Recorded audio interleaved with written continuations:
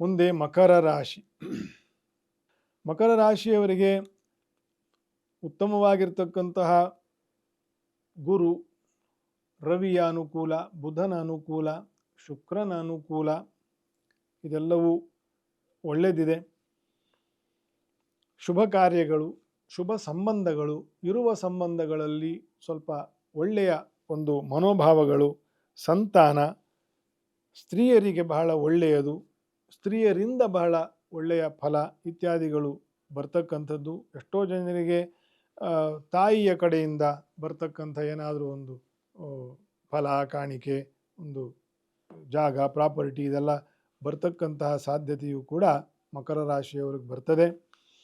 ವಿದ್ಯಾರ್ಥಿಗಳಿಗೂ ಬಹಳ ಒಳ್ಳೆಯದು, ವೈದ್ಯರಿಗೆ ಬಹಳ ಒಳ್ಳೆಯದು, ಮೆಡಿಸಿನ್ ಮತ್ತು ಮೆಡಿಸಿನ್ ಲೈನಲ್ಲಿ ಇರ್ತಕ್ಕಂಥವ್ರಿಗೆ ಬಹಳ ಒಳ್ಳೆಯದು. ಕುಂಭರಾಶಿಯವರಿಗೂ ಸೇರಿ ಮಕರ ಕುಂಭಕ್ಕೆ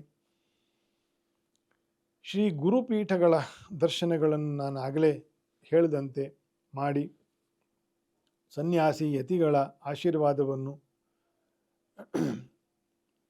ಪಡೆಯಿರಿ.